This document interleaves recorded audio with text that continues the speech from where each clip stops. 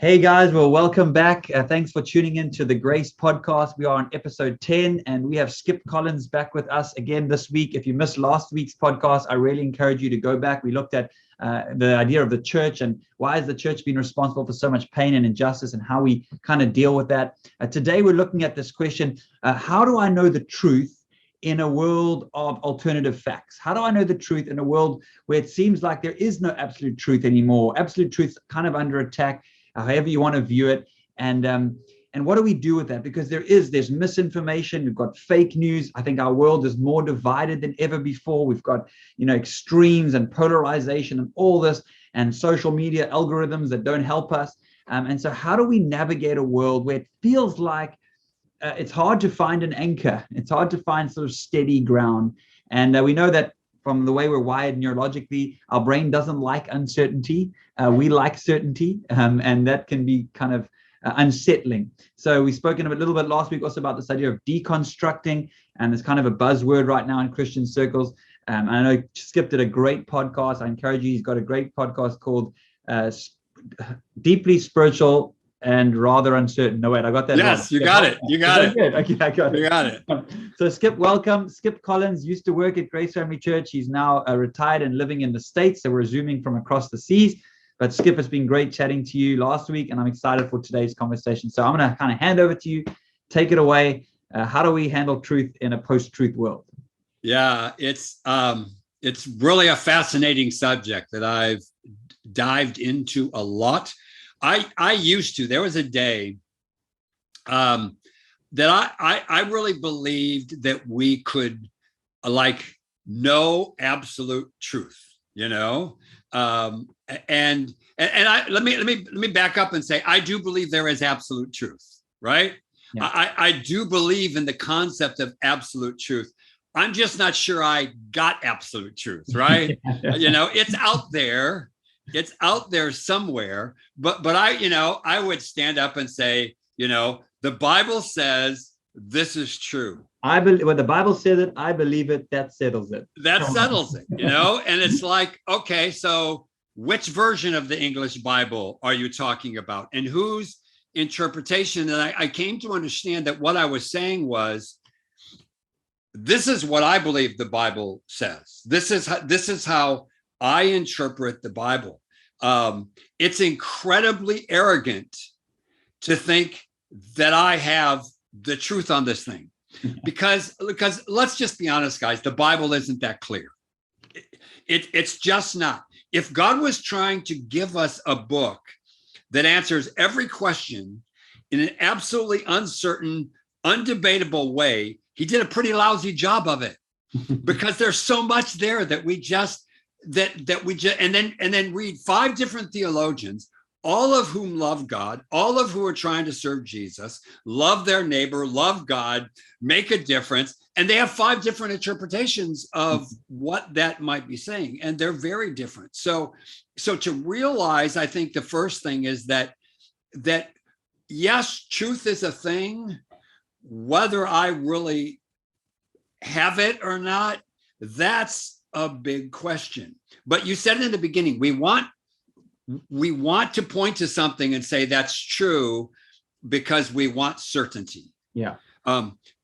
Certainty is, it's like we're addicted to certainty. We need certainty in our life, I mean, COVID came around and just everything went upside down. Yeah. Everything that used to be certain suddenly just wasn't anymore. And then, the vaccine's coming. We can get back to certainty. Mm-hmm. The vaccine came and I still got COVID, right? Yeah, it's like certainty. Certainty is actually not a thing. Well, I think that's what I was going to say. It's almost like it's not that COVID brought uncertainty. It's that COVID exposed the uncertainty that was already there and made us feel. Yeah, that's a much better way to say it. Yeah. Exactly. That's exactly right. That our need for certainty was just kind of blown all the heck when COVID came around. But we want truth because we want certainty, And so people I've talked to before, and I say, well, whose interpretation of the Bible? And it's like, but if I can't if I can't trust this, where is my certainty? Yeah. There's a word that I learned. I don't know if you pronounce it umwelt or umwelt. It's umwelt. It's this cool word, and they use it in biology or something. But they talk about how a particular organism sees the world that they live in. It's their view of the world. So a dolphin, for example, sees the world very differently than an eagle sees the world. You know, and human beings, we have this as well. Yeah. We see the world differently because of the environment that we're in.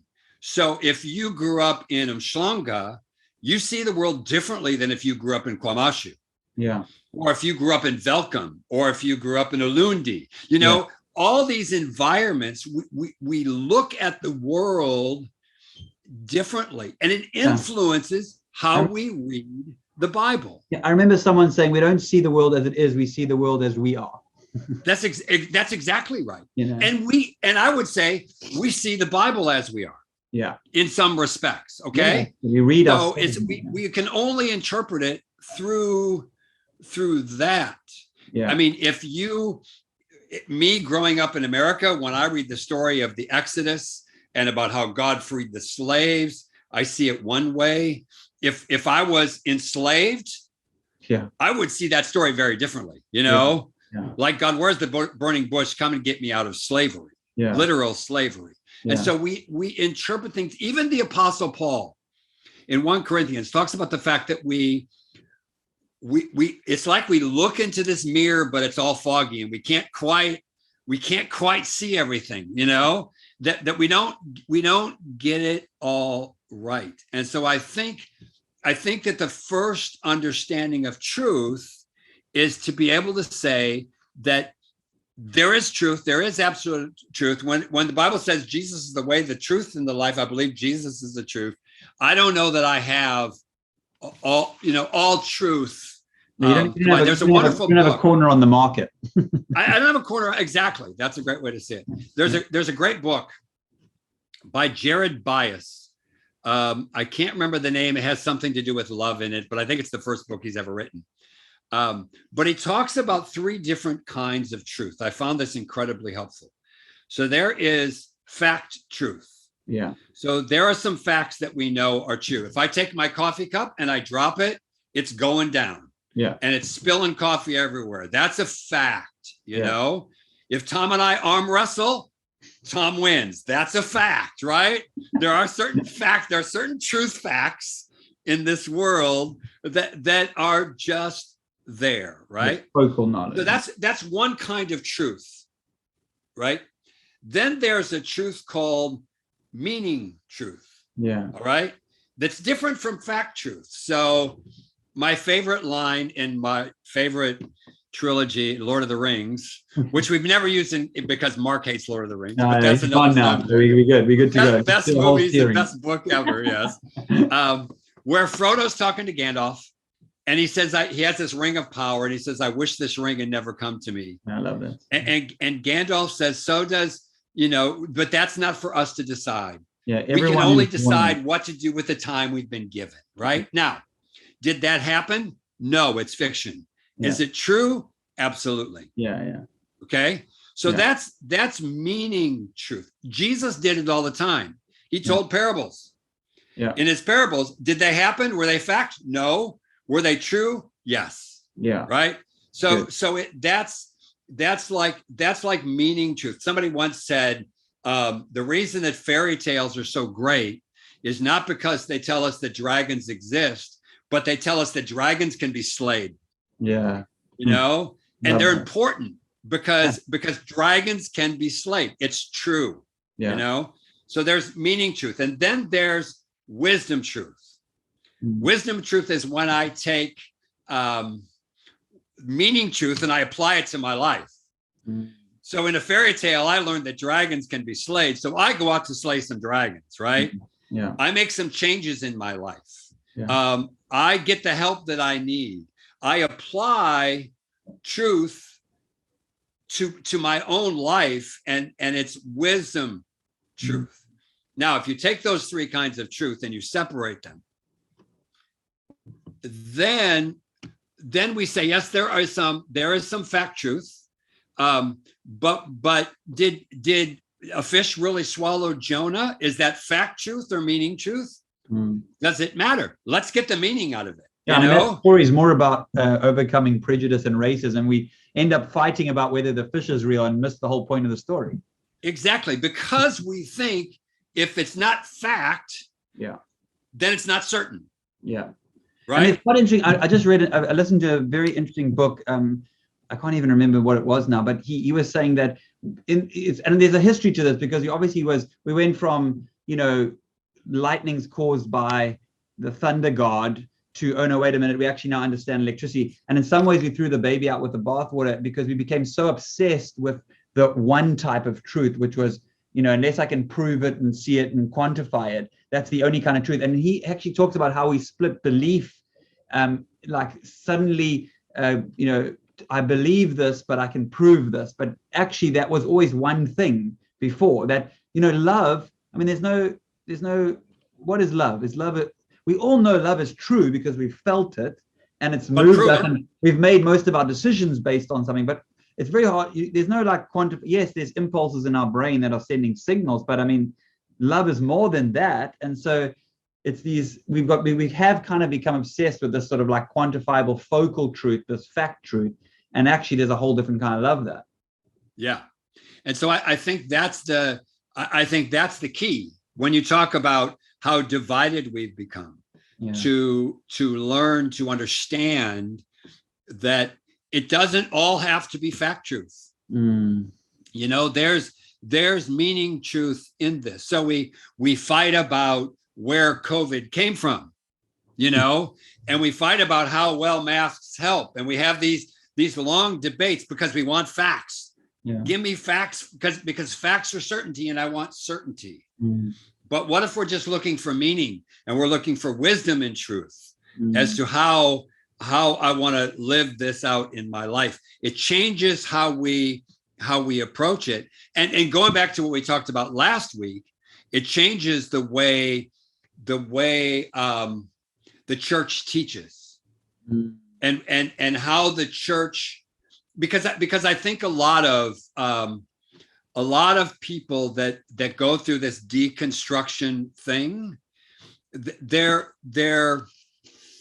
starting to debate the fact truths, right?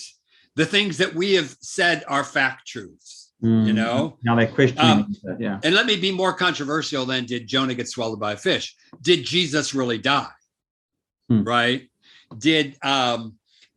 Was Jesus really born of a virgin? I mean, those things are dear to us in our evangelical churches, but there are people that start to question those things. And we start to say, no, if you're questioning that, no, sorry. I'll give you 5 books to read. But if you come away from these books and you're still questioning that, you're really not part of us. You need to go somewhere else, And the church doesn't give people space to believe differently, to question things, to say, no, I disagree with you, but let's go get a drink together. Those kinds of days are just going by the wayside. And I think the church needs more of that. Yeah. And there's a fear. I mean, again, the motivation there is fear, because, it's the whole like slippery slope argument, and what, now they're going to slide into this kind of, and I do think that, I mean, having deconstructed in my own way, I think there is a really healthy, and I loved your podcast on it, framing it from a positive point of view, that, deconstruction is not a new idea. I mean, the Reformation was deconstructed. We're always going to go through these cycles where we're questioning. And I remember someone saying to me that, we all get we might have been gifted a faith. If my parents had a faith, I was gifted that. And there's a beautiful gift to that.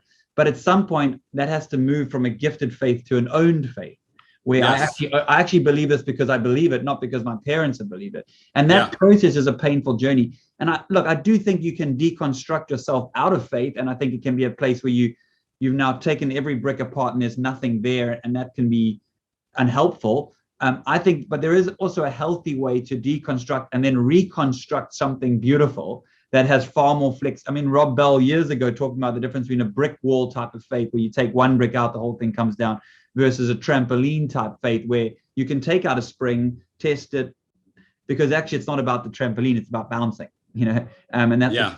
But I love what you said, Skip, and I think it was the Dallas Willard quote where he spoke about mystery, because what we're talking about here is mystery, that we actually can't know everything, and if we did, we would be God. Yes. But reframing mystery, I think you said it, remind me of the quote, mystery is not God being unknowable.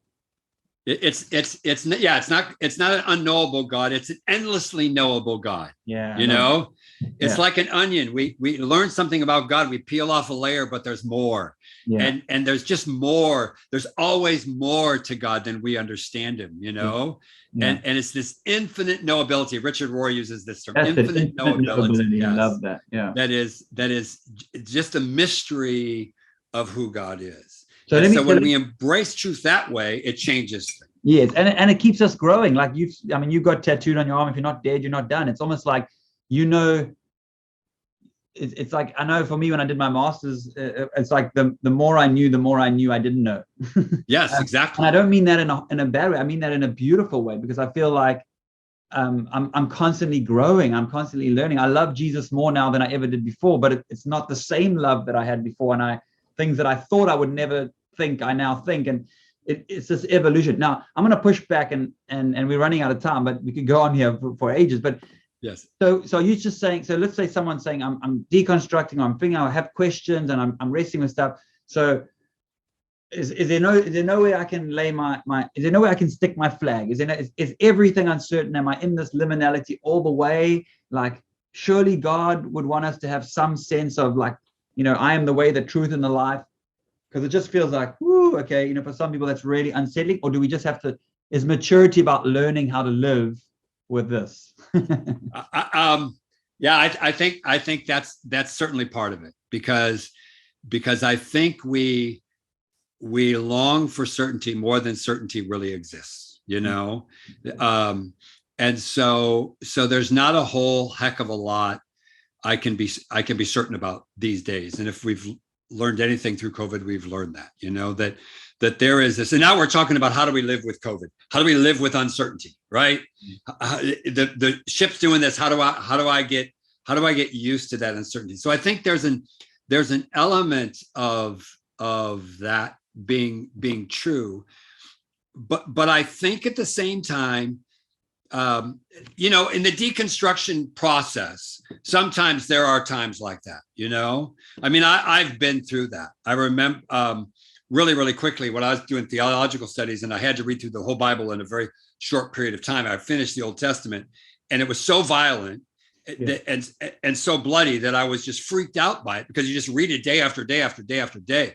And it's like, my world, like, what am I going to do with this? Because does God command genocide? That's what I read, but I don't believe that. So my whole world was like, whoa, this faith crisis of what do I do with this? And there are times in our lives when we'll have those times, but then as we're willing to process that, and we're willing to read the book, even if we might agree with it, we're willing to enter that struggle and that pain, things begin to come together, I talk a lot about deconstruction and then reimagining. If this isn't true, so when I go through this process, okay, God can't be like that. So if God, it doesn't actually command genocide, then how do I reimagine this whole thing in light of that? And how do I go back and figure this out? For me, because a different lens now. Yeah, exactly. Because there are some things that I still know are true. I know that God has been with me, right? Yeah. So while this is all shaky, I can look back on 68 years of existence and say, no, God has been here. You can't convince me otherwise, because God has been here. And that's a different type of knowing to the fact knowing. That's that meaning knowing. That's that it is. It's just knowing. It's like, can I prove it? No, but do I know it? You better believe I know it. It's wisdom truth as well. It's just, it's there. I know it. And so there are some things that ground me, I think. And I'll wrap up with this, because I know we need to wrap this up. And I think this will be a good way to say it. I think that what we believe we should believe passionately, right?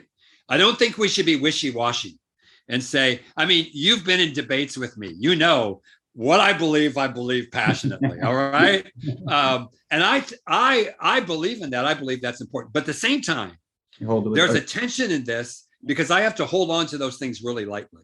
Yeah. You know, well, it's about passion and humility. Yeah, that's good. It's about this is what I believe, but I might be wrong. So let me listen to you.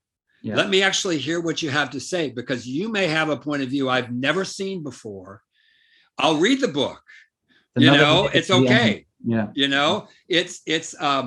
It's passion and humility. And I think the way that we do this in our own lives, the way that we combat, the dogmatism of always having to be right and all those things, the way we combat that is with passion and humility. Yeah, to hold on to believe it, but to hold on to it loosely, and to be willing to listen to other people, willing to grow, and to move in a direction. And so that's what I would say is the answer to the division of the world. I can't fix the rest of the world, but I can fix me. Yeah. Passion and humility. Yeah, I love that. And I think you've done that incredibly well, Skip.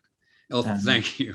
I really do. I love, I'll just, if I can give a closing thought as well. I remember our lecturer talking about, he did a cross, and he said, on the vertical, there's certainty and uncertainty. And on the horizontal, there's reasonable and unreasonable. And so that creates these 4 quadrants. And I think sometimes we can be unreasonably uncertain, where it's just like, okay, well, I can't know anything, so I'm not even going to try. But he says, where we should be living is reasonable certainty, where we know what we believe and why we believe it, and we're reasonably certain. But where I think a lot of Christians find themselves is we become unreasonably certain. Yeah. And I think that's where we become arrogant and dogmatic. And if you don't believe it, you're either with us or against us. And so my heart, and I think what you're saying is that passion and humility is about being in that reasonably certain space. So yeah. Absolutely. Yeah.